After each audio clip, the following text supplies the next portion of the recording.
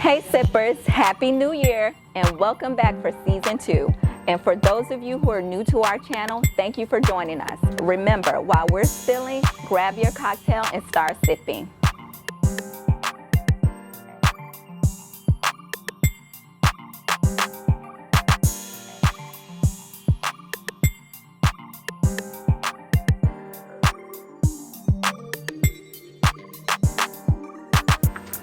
Thank you for joining us for Cocktails and Conversations Season 2.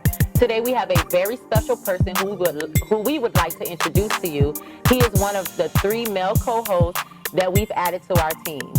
Let's give a warm welcome to Joseph, the real Haitian God. Hey sippers, appreciate y'all for having me aboard. I'm looking forward to coming into season 2 with these beautiful ladies. Let's do this. So sippers, we are here every Wednesday night at 8 p.m. Make sure you're following us on Facebook and Instagram at Cocktails and Conversations with a Twist. And most importantly, please do not forget to hit that subscribe button, of course. Now get comfy because tonight's episode, we are discussing our 2020 vision boards. Unfortunately, we're going to be discussing also the passing of a young entrepreneur. We want you all to chime in and leave your comments below. Sorry about that, you guys. I kind of got a little choked up because that situation regarding that girl is going to be something serious. Get ready. Tonight we're celebrating the new year with a peach moscato. Andrea Peach Moscato is a sweet peach sparkling wine with notes of peaches, hints of orange with a crisp finish.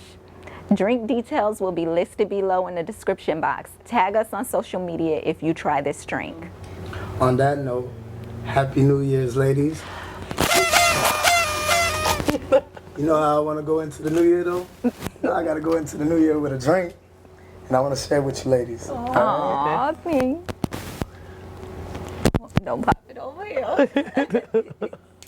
You got it, you got it. Whoa! Toast. Right. Toast to a successful 2020. Cheers. Cheers.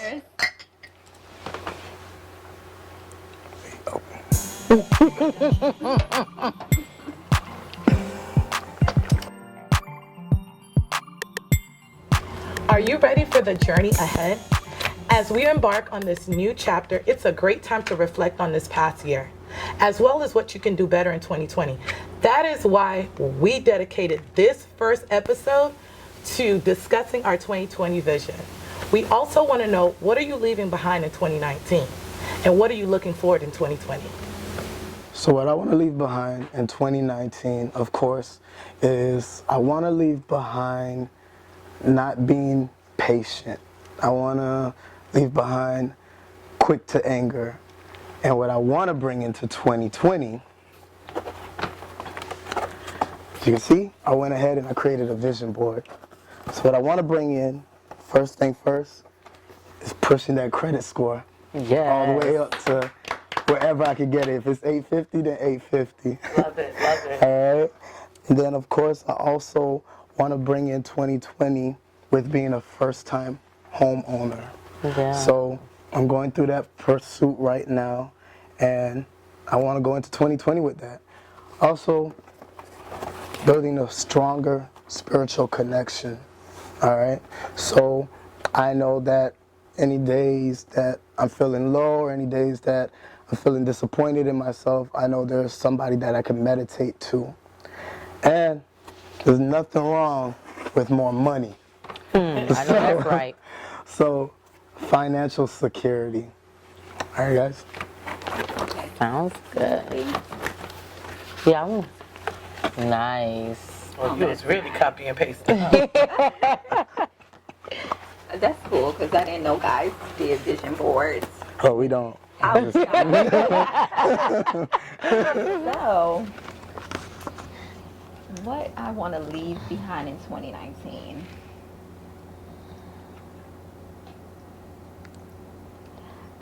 I think 2019, I want to leave behind depression. I want to leave behind anxiety. Anything that's negative for my mental health, I want to leave it behind, because I know in order for me to be successful, my mind has to be in the right state of mind. Right. So here's my vision board that I created for 2020. And like, I have to be organized at all times so y'all could see it. So I did my vision board in quarters, and I added it what I want to focus on per quarter. So I have quarter 1, quarter 2, quarter 3, quarter 4, and I'm trying to let everybody. You want me to help you out, Lachey? Yes, thank you. So quarter 1, always I have Christ versus Christianity, because I'm a religious person, but I want to have more of a spiritual connection instead of just focusing on rules. Also anxiety, because like I said, mental health is very important to me. I have this picture of kids reading, because I want to read more with Noah. I also want to be able to read 2 books per quarter, so I have some books lined up that I want to read. I also have cocktails and conversations, because it's going to roll into the first quarter, so that's where my attention is going to be. Then for quarter 2, the most important thing here I want to do is invest. So I want to invest outside of my 401k, which is what I do now. Majority of my savings goes into my 401k, but I want to do like invest on my own. I also want quarter 3, I want to take my son on a cruise. And so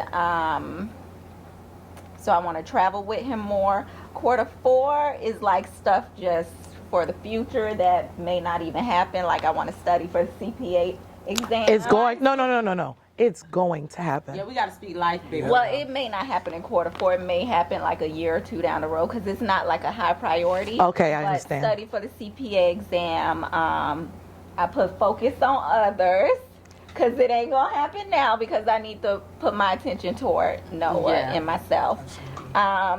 And that's about it. I want to connect, collaborate, share, and engage. So I just have a lot of phrases that I feel stand out to me on this board, and that's my board for 2020. Nice. Nice. So my board, okay. The things I want to leave behind in 2019 is doubt and the fear of failure. Because many times I have started things and it doesn't go forth, and I just like drop the ball and I'm like, whatever. And then when it's time for me to start something new, I'm not as happy about it. Like, my friends are like always so hype about anything I start with, and I'm like, I'm just like, I'm just so nonchalant about it, because I'm so used to it not going my way. So just erasing that from my memory and just giving it my all, anything that I do in 2020 coming forth. And the things I look forward to is like love, success, and new beginnings. So this board was actually created like, it's all over the place, but it's mine, y'all. So it's like new season, new you, 2 times the weight loss. Because, every time you always say you about to lose weight, but I really want to not even focus on the weight, just a better quality life. Like, I stopped eating meat. I haven't ate meat since July, I believe. And now it's like eliminating carbs, the amount of carbs I intake. And Pretty Pimp and Proper, this is my skincare line that I'm relaunching in 2020. So I'm just pushing that forth, and I believe in it so much. And of course, I have this black couple because I want to become married, but not in 2020, because I'm focused on my money. Pause. But if he comes With the money, we receive it in the name of in Jesus' name, sis. All right. But yeah, I want to start dating, like I only went on one date 2019, and that was the beginning of the year. And I haven't dated anyone since. So I'm like putting myself out there. Also, yeah, I put Vanessa's engagement. So if it happens, you know what I'm saying? You want to be engaged in 2020? I don't mind it. Or dating my husband. Because I ain't dating nobody that I don't see a future with. building my own personal YouTube page, that and continuing blogging and fighting human rights, because I just love like activist things, and just I'm trying to put my foot in it because it's not that big down here really, or connecting with the right people for that. And, you know, the pounds of money, and of course a new car. I want to be a homeowner and help my mom get her house, and, you know, continue coaching because I do mentorship. So continuing on with that, and faith without works is dead. So actually doing the work that is required of me and not giving up. Nice. Hold on, is that Omari Warwick and Tasha? Yes, it is. I want to marry a black man. But we don't want to exemplify this couple. Oh no, I don't. Definitely not at all. All right. So for 2019 and 2020, I'm sorry, for what I'm leaving behind in 2019. In 2019, I want to leave back toxic relationships and toxic friendships. I'm at an age right now where I just really, because of the dynamic of how my heart is set up, I do so much for people. I bend over backwards. And what I've noticed is that certain people that you do those things for, they've grown a sense of entitlement. So they think that you owe them this. They expect this. So I'm going to stop running myself dry for those people. So I'm leaving that in 2019. Thank you. So when 2020, let me get this vision board together, y'all, that I whipped up really quick. So a few different things. In 2020, I want to have a fearless, bright future. I want to go into 2020 like a bull. I mean, taking it by the horns and just riding it through on anything and everything that I do. I have a library here because I want to start to read a lot more than what I've been doing before. Through reading, you learn, you grow, you profit, and you excel. I want to take a different approach with a more healthy and working out and eating clean aspect to my life, because I do work out, but I don't work out as much as I should because of the kids and so on and so forth. So what I want to do is just kind of reconstruct my timing and everything, because a healthy mommy can't take care of the family. You understand what I mean? So I have to get myself together in order to be able to be that strong woman that my husband needs behind him. I have a picture here with a family. Blackish is one of my very favorite TV shows. My wife and kids also, and it's one of those relationships that I want my relationship to be epitome of. Successful black couple that have fun doing it, have fun with the kids, so on and so forth. It says love and sex, because I think in relationships, a lot of times I hear people get married, they stop having sex. I don't know where people get that, but we gonna have a lot of sex in the Jones family. A lot of love and a lot of sex, okay? That's right. Run away from marriage. Right. So I have a picture of islands right here because come 2020, I want to travel more with my family. I have done a lot of group trips with my girlfriends. I read on a blog, it says that every woman need, I think, at least 3 trips or 4 trips. A vacay, a family vacay, girls trips. Oh, it's 3. So I want to be able to do that. Come 2020, me and my husband want to purchase another home, at least a minimum of 3,000 square feet. So right here, down here is money. This right here is an apartment building, and that's one of the things that me and my husband are going to be investing in 2020, multi-unit projects, real estate. Real estate is by numbers, financial literacy, educating ourselves so we can broaden our horizons on different things to actually get into. Right here it says, we're here to make millions, and my favorite is legacy. A lot of times people want to make money, but I want to leave a legacy, not only for me, but for my children's children's children's children. one of the most important things that I want to do come 2020 is I want to collaborate more, going to different networking events. Yes. And this is where you see, this is a picture of a conference that's going on, and it says right where you want to be is ahead of the game. Strategies for success. Nice. Lastly, right here is new cars, because 2020 I plan on getting new cars and a yacht, because we want to boat on Sunday. I don't necessarily have to own the yacht, but I want to be on a yacht on Sundays with the family.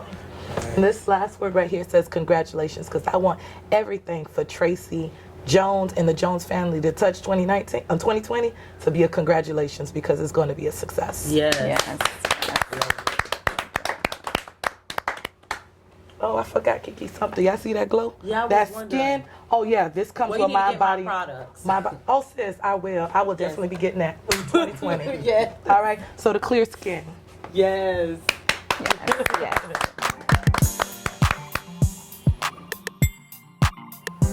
We want to highlight something very important. That is the recent passing of a 21-year-old salon owner, Destiny Harrison. This story hits home for so many reasons, and it's important for our community to recognize how her life was taken because of a senseless act of violence, and for us to recognize that we must do better. Destiny Harrison was recently gunned down in her salon on December 21st. Prior to her being murdered on December 9th, she was assaulted and robbed. Allegedly, 2 people who she may have known came into her store, beat her up, and stole $3,000 worth of hair. After that incident, she went to police authorities and she filed a police report as well as a restraining order. So sippers, this story has been circulating over the media, and it really touches, and it really hit home, because I'm tired of this. We continually say Black Lives Matter, but who are we really saying this to? Are we just saying this to the white people? Are we saying this to everybody who's not black? Because it seems as if every time we're killing our own, it doesn't get showcased as much, or the media isn't picking it up as much, because here it is, this 21-year-old young entrepreneur. She's successful, 21 years old, owns her own salon, and she gets robbed, and then turns around, she gets murdered, what? 12, I think 2 weeks? 12. Yeah. Within Yeah. 2 weeks? Does this really make sense? In front of her daughter? Yeah. So crazy. I've gotten to the point where these senseless, heinous crimes are making me, I'm becoming immune to them, because how many more killings is going to happen before we really take a stance? I don't know if you guys know, but in that same community, prior to Miss Harrison passing away, I think 2 weeks prior, someone had just died in Baltimore. Really? Yeah. Okay. The crime rate in Baltimore is very high. So I don't know how much more people have to die before we really take a stance to know what is it that we're going to do. The Black Lives Matter movement, I think that's for people outside of the black community, because we're not doing marches when people like this young 21-year-old gets shot down. Right. I feel like our community, we glorify violence too much. People are not going to like that, but violence is all around us. When we turn on TV, all of our TV shows, black TV shows, are about violence.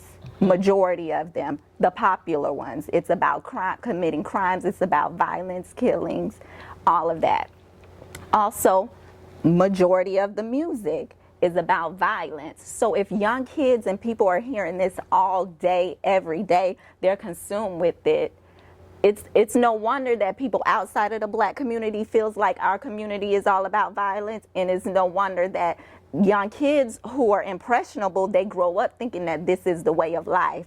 This is easy money, fast money. Everybody always talking about, you know, getting money and driving this fancy car.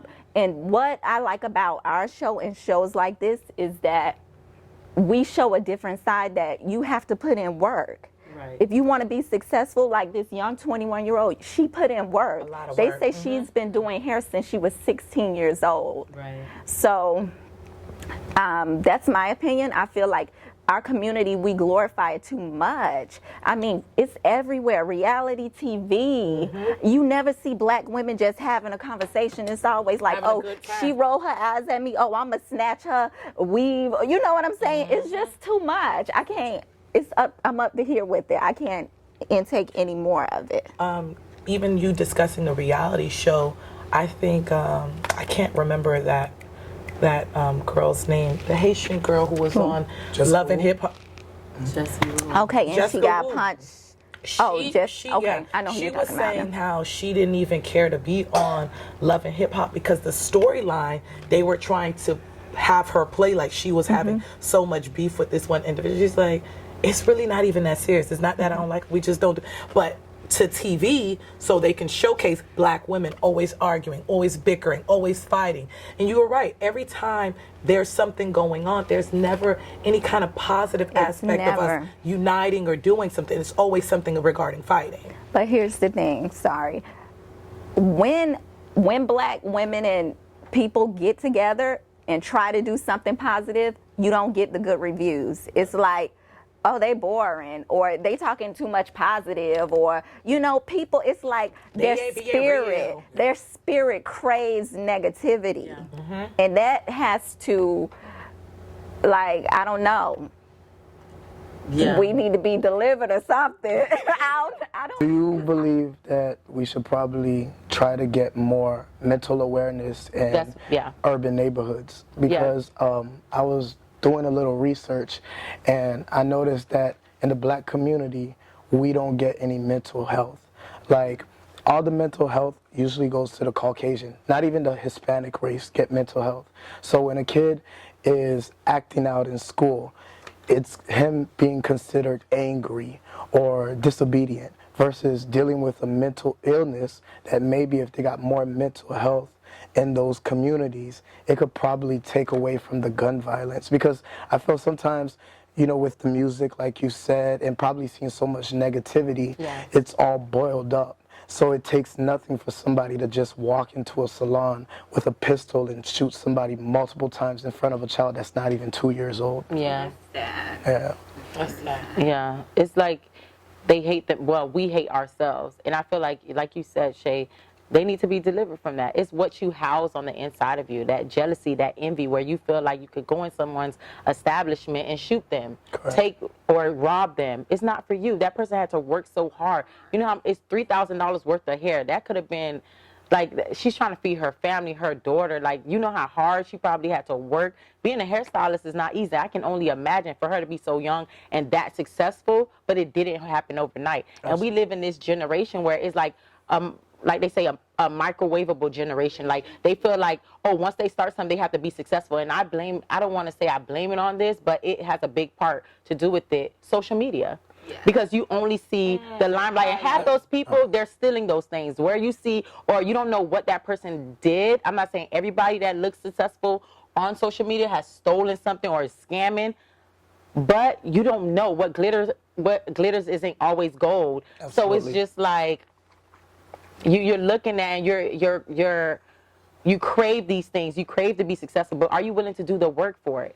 You don't have any right to go into someone's establishment. I just feel like black on black crime, when is it going to stop? But when is it going to stop is when we educate them that there's another way, or you educate that young boy who feel like he is nothing. He was abandoned by his mom, didn't know his father. When you could tell him that you are somebody, you are a king. You don't have to do this. But when they only see that, okay, they're around violence, they're around certain things, that become that they're consumed with those negative spirits and stuff, and then they battle with certain things. It's not an excuse, but that's real. It become a product. Yes, exactly, and that's normal.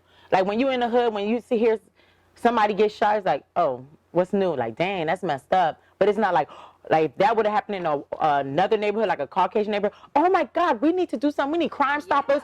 A black neighborhood, like, oh, okay, dang, that's messed up. Oh, he should have did this. But it's not really like, what are we gonna do moving forward to prevent this? It's like it's a circle of a life. Like, this always happens. Yeah, it's unfortunate. You know, even you saying that if it was in a different neighborhood, it would be an uproar. It makes me think about this. In the Broward County area, recently they had a young guy. I don't even believe he was 25. I don't remember how old he is, but he was shot. He was shot for his chain, a necklace, a Cuban link, right? Cuban link. Yeah. He lost his life for a Cuban link. It baffles me. He lost his life for a Cuban link, and it hasn't been anything. Like, you know, you see the people doing the rest in peace shirts, and you see local people doing things, but it's nothing. Just recently in Parkland, 2 years ago, the Parkland shooting. Now this is Parkland. We know how high and mighty Parkland can be. Those parents were in an uproar about those kids losing their lives, and it was a sad situation. You know what they did? They had that police officer fired because they said you didn't go in there and do your duty as a police officer and save those kids. Knowing that he was going in a situation with somebody who was armed, there was a potential that he would be killed. They're like, no, listen, you signed up for this job. You should have done it. But listen, not only was the police officer fired, Broward County Sheriff was terminated by DeSantis. Yeah. So, governor. Yeah. So, yes, they get things done through laws and legally. But when you don't know. I don't even think it's about you don't know. It's just a cultural thing. It's the way we do things. But I feel like our community, we always look to celebrities to solve problems. Instead of looking to lawmakers and different things, we look to celebrities. But for all this crime that's going on in our communities, I blame the unspoken codes.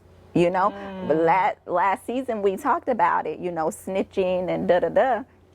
And we got comments about, oh, you know, because I said, if somebody do this to me or whatever, I'm calling the police. What's the problem with black people not wanting to call the police? Because there's a mistrust. Correct. But I mean, even to be honest with you, like, I'm guilty of that because with the no snitching and going ahead and handling it on your own, because I always feel like with our community, police officers, they all have a budget.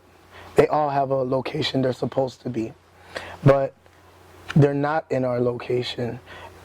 If they're in our location, they're harassing people who's my color versus taking the initiative and seeing what's the problem in the neighborhood. But if anything happens in Parkland, very similar to what Tracy said, it doesn't take no more than 24 hours. Somebody is in handcuffs. But if it happens in my community, we have to take it into our own hands.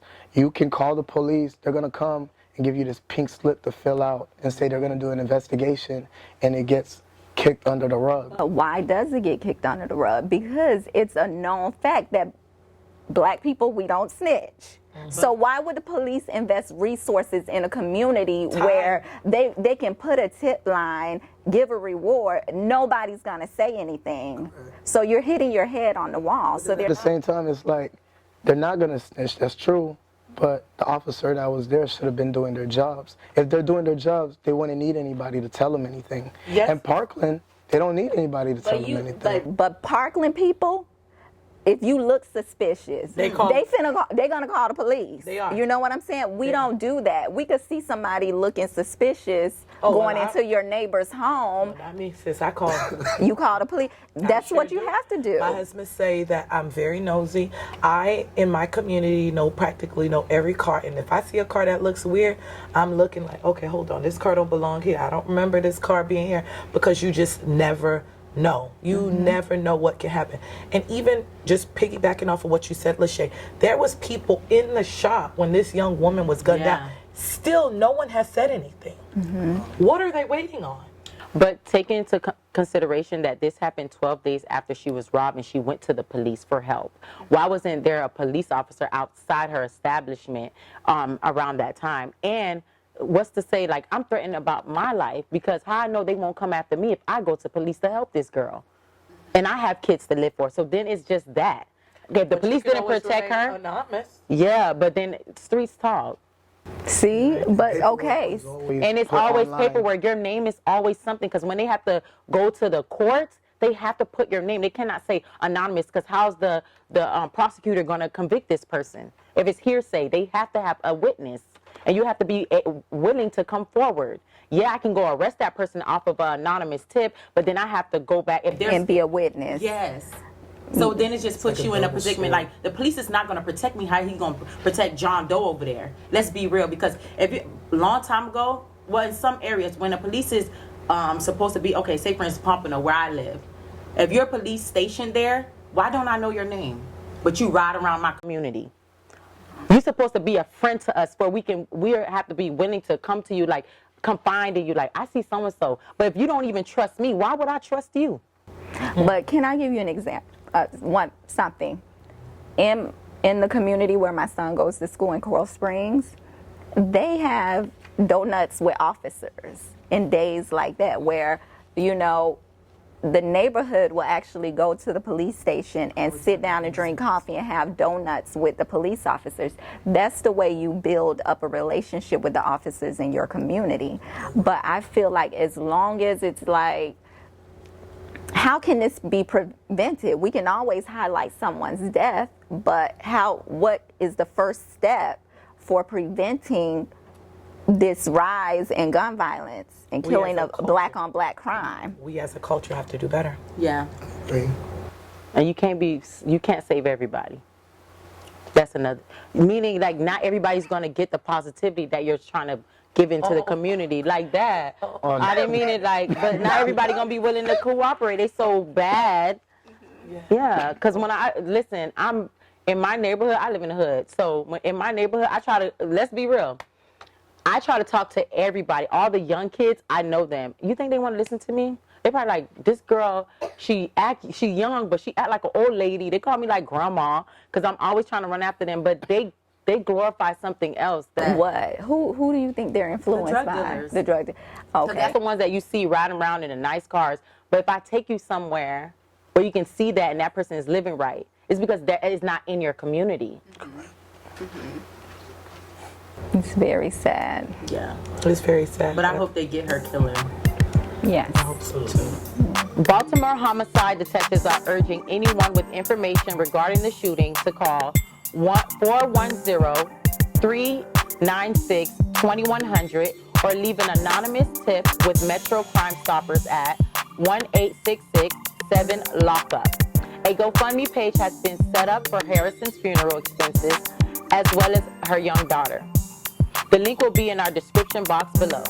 Ladies, and hopefully I can say gentlemen as well. We would love to keep this conversation going, but unfortunately we're running out of time.